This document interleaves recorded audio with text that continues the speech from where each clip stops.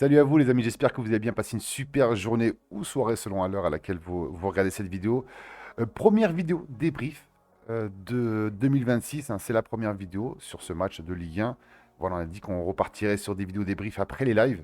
Du coup, on était tous en live pour ce match, pour suivre ce match ensemble. C'était vraiment super sympa, on était pas mal, malgré qu'il y avait la CAN quand même, hein. Il y avait la CAN qui était en même temps. Il s'est passé pas mal de choses, hein, durant cette CAN. On y reviendra dans une autre vidéo. C'est vrai que match arrêté, match repris. Il y avait un petit peu de bagarre aussi à l'extérieur du carré vert. C'est dommage. Des faits de jeu, de l'arbitrage. On en a déjà parlé, hein, de l'arbitrage en Coupe d'Afrique pendant les lives. C'est compliqué. Le match a duré plus longtemps que prévu. Mais nous, on a été là. On était là pour faire ce match entre Lyon et Brest, hein. Voilà, on peut voir, hein, tout de suite, hein, sur l'image, hein, le fait de jeu. Voilà, le tournant quand même de ce match, ça a été assez compliqué pour Brest, mais Brest a montré de belles choses. On y reviendra ensemble. Tout d'abord, merci à tous ceux, hein, qui étaient là. Merci à tous ceux qui sont abonnés. Merci à tous ceux qui likent la vidéo. J'espère que ces débriefs vont vous plaire. On les fait ensemble. Voilà, on fait tout d'une traite. On fait pas de montage. Vraiment, j'aime bien que les idées me viennent sur place. Vous le savez très bien. Demain, il y aura aussi une vidéo pronostic. Voilà, c'est important de pouvoir être toujours actif sur cette chaîne. Et voilà, on revient sur le match, hein. On commence avec Lyon et Brest. Et puis après, on fera une mise au point sur ce qui s'est passé en championnat. Mais c'était un match très important. Très important parce que voilà, Lyon devait gagner ce match. Brest, ça va très très bien en championnat. Il y a eu un petit coup de mou en début de saison. On en a parlé dans la vidéo prono. Et là, franchement, Brest est monté en régime. Et on a revu un petit peu le Brest qu'on a connu en Ligue des Champions. C'était vraiment intéressant. Et j'aime beaucoup cette équipe brestoise, hein. C'est une équipe solidaire. Et elle joue avec ses moyens. Elle joue avec ses moyens. Et franchement, impressionnante. Mais quand même, il y avait Lyon en face. Lyon, il y avait pas mal de choses qui étaient intéressantes pendant ce match, hein. Il y avait aussi les 10 ans du parc olympique lyonnais. C'était la fête, quand même, une fête importante pour Lyon. Il y avait la présence de Monsieur Aulas qui était là, en compagnie de la présidente. Ouais, c'était un bon petit match de gala. Le stade était plein, l'ambiance était incroyable. Franchement, supporters lyonnais, vous avez régalé, que ce soit dans le chat ou sur le terrain. C'était vraiment un bon match à regarder. Mais il y avait quand même une marche, c'était Brest. Et voilà, le tournant du match, hein, on va pas passer par quatre chemins, c'est ça. C'est cette grosse faute, hein, cette faute grossière, on peut le voir, hein. C'est pas volontaire, on voit Del Castillo qui va pour chercher le ballon, mais malheureusement Tagliafico, un petit peu plus rapide, arrive à le prendre avant. Mais Del Castillo n'appuie pas vraiment sur le pied. Voilà, il essaie de le retirer, mais trop tard. C'est fait. Cette faute est commise, hein. Il y a eu un carton jaune au début, ça a été checké rapidement par Monsieur Lissorg, qui a fait un bon match quand même, l'arbitre, hein. Il n'a pas eu de gros soucis. C'était un match assez simple, hein. Ce carton rouge a vraiment mis tout le monde d'accord. Voilà, il est parti checker la VAR et directement, il a mis rouge. Voilà, Del Castillo qui a même pas cherché à demander quoi que ce soit. Il a tout de suite compris que voilà, c'est rouge. Il va laisser ses coéquipiers à 10. Et c'est vrai que ça arrivait très très tôt dans ce match, hein. Mais bon, on peut checker ensemble ce qui s'est passé. On a vu quand même deux belles choses, hein. Il y avait, comme je vous parlais, le fait marquant, c'était les 10 ans du parc OL. Mais il y a aussi, les gars, la première d'Hendrick. D'Hendrick, on peut voir, hein, très très belle performance, hein. Homme du match sur ce match, passeur décisif. J'ai aimé ce que j'ai vu du jeune Brésilien. On sent qu'il a faim. On sent qu'il a envie de faire tellement de choses. Ouais, il a joué 89 minutes, les gars, il en a joué 70 en Coupe de France. Il a déjà joué pratiquement, allez, on va pas dire le double, mais au Real, il en a joué 99 minutes coupées. Là, ça fait du bien de le voir faire un match entier. On peut voir comment qu'il est en état de fatigue, on peut voir comment qu'il est au pressing. Et ce qui m'a impressionné chez ce joueur, pardon, c'est sa capacité à revenir derrière, récupérer les ballons. Et Hendrick a énormément coupé de transition brestoise entre défenseur et milieu. Franchement, j'ai trouvé ça très très bon. J'ai trouvé vraiment sa manière de réagir très très bonne, hein. De toute façon, on a dit toujours, hein, moi je sais que d'après ce qu'on dit sur les recruteurs du Barça, ils regardent toujours un joueur à la perte du ballon. Et c'est vrai que lui, à la perte du ballon, on a l'impression que automatiquement, il revient derrière pour chercher son ballon. Et il m'a beaucoup plu. Il a vraiment fait énormément de choses. 4 tirs, c'est vrai qu'il a un petit peu perdu quelques ballons. Forcément, on a envie de prouver, on a envie de montrer quelques belles choses. Mais à chaque fois, position de frappe, on sent qu'il a une frappe sèche, une frappe qui part bien, un bon pied gauche. Et voilà, il y a eu Couder, il a réussi à mettre en évidence Couder, un Couder qui a fait un bon match aussi, grâce notamment à Hendrick, qui l'a mis beaucoup en évidence. 19 ans, un attaquant pur souche, voilà, il voit que le but en face de lui, note de 9, voilà, super passe décisive. Franchement, rien à dire, c'est un très bon match pour un début, pour une première en Ligue 1. Et on l'a vu, hein, il a commencé à comprendre aussi l'intensité de la Ligue 1. Il s'est fait bouger deux, trois fois par Loco, il a demandé des fautes, mais l'arbitre a dit non, non, c'est du jeu physique, c'est ça. Et voilà, quand un jeune joueur prend 90 minutes, et joue 90 minutes et effectue ce genre de performance, il faut toujours le souligner. C'est quand même 5 occasions créées, les gars, hein. 5 occasions créées. XG, euh, pas mal, 0,34 pardon, pour une première. XG tir cadré, 0,43. Je trouve que c'est très intéressant. Il fait partie quand même du plus gros pourcentage d'XG dans ce match. Donc voilà, c'est un très très bon joueur. Il a fait le job, il a fait le taf. Moi, j'ai aimé ce que j'ai vu d'Hendrick. Pour une première, en plus, j'ai trouvé vraiment facile avec Soulch. Il arrivait facilement à trouver Soulch. Tessman le recherchait souvent et les transitions partaient souvent par lui. Et moi, ce que j'ai aimé, c'est qu'on le voyait beaucoup à droite. C'est pas le joueur qu'on va mettre en pointe et qui va rester devant à attendre les ballons en profondeur. Non, non, directement à droite. Et d'ailleurs, hein, on voit deux, trois fois, il récupère le ballon sur un défenseur et ça donne des grosses attaques. Et heureusement que Couder a été là pour défendre ses buts. Mais ouais, très dangereux et franchement, c'est logique de voir ce genre de match. On va checker le momentum, hein. Le momentum a été quand même assez souvent brestois, même après le carton jaune, même après le carton rouge, on a vu un Brest qui a continué. Et c'est ce qui m'a impressionné chez cette équipe brestoise.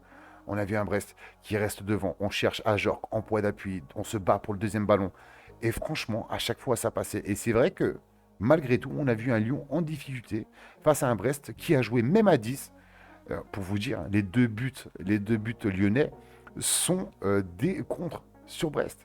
Vous rendez, maintenant, on ne se rend pas compte, mais Brest qui a 10 attaque et on a 6 joueurs qui sont dans les 20 mètres lyonnais et forcément ça part en contre. Donc voilà, c'est vrai que y a cru, mais est peut-être allé un petit peu trop loin dans son pressing, un petit peu trop loin dans sa manière de vouloir bloquer les transitions lyonnaises et c'est ce qui a fait que deux contre fulgurants, surtout quand on a un Pavel Chous à ce niveau-là, c'est compliqué. Pavel Chous, les gars, auteur d'un but superbe. Franchement, il est parti chercher tout seul. Il aurait pu faire la passe, hein. Et franchement, s'il fait pas la passe et qu'il marque pas le but, on pourra lui en vouloir parce que le but était vraiment compliqué.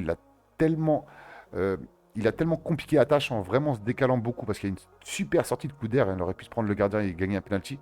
Non, il a préféré continuer sa course, partir à la limite du 6 mètres. Et là, il enroule d'une manière, il la met en pleine lunette. C'est magnifique, franchement, c'est un super but. J'ai trouvé un très très bon Pavel Chou, j'ai trouvé un très bon Hendrick.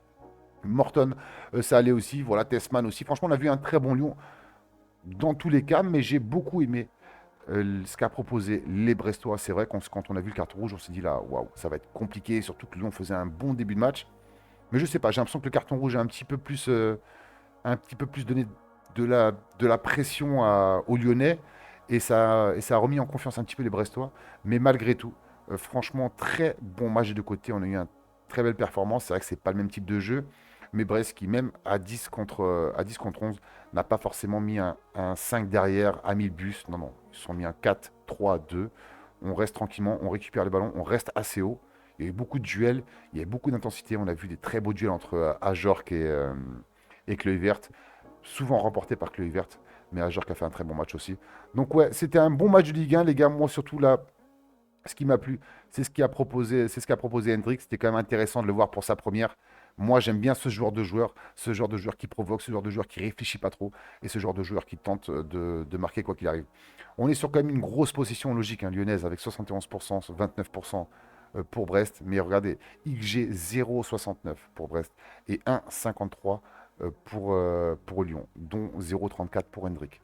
Donc c'est pas mal pour une première en Ligue 1 pour Hendrick. On va le voir longtemps, les gars. On va le voir et je pense que les supporters lyonnais vont se régaler. Mais attention, attention à cette équipe lyonnaise aussi qui a tendance des fois à s'endormir trop vers la fin, à laisser trop le ballon aux Brestois. Et les gars, les Brestois, il leur faut une étincelle, hein, pour que le tonnerre arrive. Une étincelle. Et il y a une occasion qui a été manquée à la dernière seconde. Quand je dis la dernière seconde, c'est la 95e, où vraiment le ballon est passé à quoi? À 10 centimètres des poteaux de Greff. Et je peux vous assurer que s'il y avait eu 2-2, il n'y aurait rien à dire. Parce que Brest a joué le tout pour le tout. Ce but est arrivé après la 85e minute. Et après, Brest qui a tenté le tout pour le tout. Et c'est vrai que c'était bizarre. Parce que franchement, ce que je trouve assez fou dans cette équipe de Lyon, c'est qu'il y a quand même de sacrées différences. De sacrées différences parce que moi, quand je vois l'entrée de A.T. Bauer, je vois l'entrée de Imber. Bon, Imber, voilà, on ne connaît pas encore trop. Mais A.T. Bauer aujourd'hui, qui est quand même assez expérimenté par rapport à ce qu'il y a comme joueur, je le trouve un petit peu en dessous de cette équipe pour ce niveau que propose Lyon.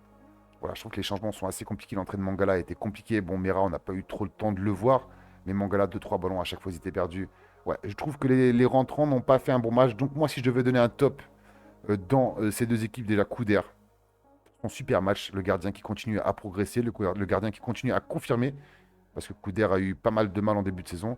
Et Eric Roy lui a donné, d'ailleurs, force à Eric Roy, hein, qui est malade et qui n'était pas là pour ce match-là. Mais Eric Roy lui a donné le feu vert et la confiance qu'il mérite. Et franchement, il le rend bien, malgré ses deux buts encaissés.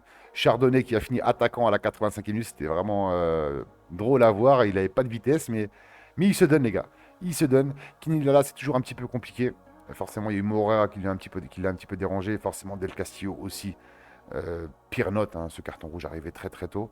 J'ai trouvé un bon Chotard, un bon Magnetti, un bon Touza. On a eu pratiquement 22 bons acteurs dans ce match.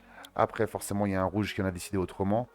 On a vu un Lyon, je pense que la tâche pour Lyon aurait été plus facile s'ils étaient à 11 contre 11. Après, c'est le foot. Moi, j'ai passé un très bon moment quand j'ai vu ce match. La Ligue 1 a été exceptionnelle et on va checker un petit peu quand même le classement, les gars, parce que le classement est complètement fou. C'est 3 points pris, passe devant mon Stade Rennais à moi.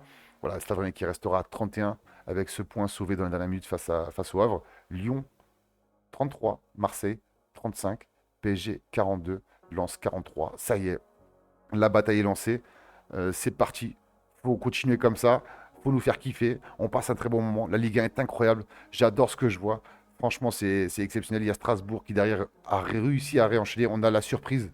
Toulouse, toujours présente. Monaco qui tombe encore dans ses travers, hein. C'est très compliqué pour les Monégasques avec cette défaite face à Lorient. Lorient toujours aussi derrière. Et là, la bataille, hein. La bataille va être très, très, très, très, très dure entre Nantes, Auxerre, Metz et le PFC qui a fait une bonne affaire. Moi, pour moi, hein, je l'ai toujours dit, je l'ai dit en live, Nantes, c'était le moment de battre PFC parce que le PFC va recruter, le PFC va se renforcer. Le PFC a quand même assez d'expérience pour continuer dans cette Ligue 1 et a surtout le portefeuille. C'est dommage pour les Nantais. On a de belles choses encore qui arrivent. Le championnat est encore long. Mais quand je vois aujourd'hui ce que propose Lyon, ce que propose Marseille, j'étais sûr pratiquement qu'ils allaient l'emporter face à Angers. J'ai dit, hein, sur MPP, j'ai mis mon score, j'ai mis un 0. Marseille, depuis le match face à Paris, j'ai l'impression qu'il y a quelque chose qui s'est passé. Il y a un truc en plus qui arrive. Donc ouais, il y a pas mal de choses qui sont bonnes. J'ai revu un Paris Saint-Germain face à Lille qu'on n'avait pas vu depuis très longtemps. Lens qui bat des records. Pierre Sage, je suis très content pour lui avec ses 9 victoires d'affilée à domicile. Rennes, j'espère qu'on va confirmer. Au moins, on évite la défaite. Ça a été compliqué, même si le Havre est une très bonne équipe imprévisible. Voilà, Lille qui va devoir se ressaisir. Ils sont tombés quand même sur un Paris Saint-Germain très sérieux. Toulouse qui confirme. Monaco, est-ce qu'ils avaient le match du Real dans la tête?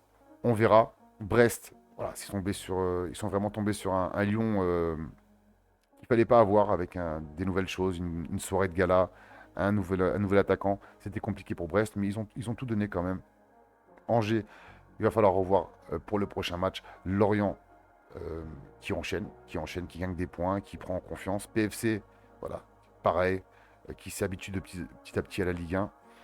Le Havre, voilà, qui a proposé quelque chose d'intéressant. Nice, c'est compliqué, les gars. Nice, c'est très, très, très, très, très compliqué. Je ne sais pas où ça va aller cette histoire, mais là, 18 points.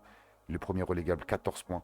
J'espère que Claude Puel va réussir à trouver les solutions. Nantes, c'est dur de gagner 2-0 à Marseille et puis après de perdre à la maison face au PFC. Cantaril l'a dit, hein, j'ai écouté juste avant ce qu'il a dit. Il a dit qu'on est très loin de l'intensité de la Ligue 1.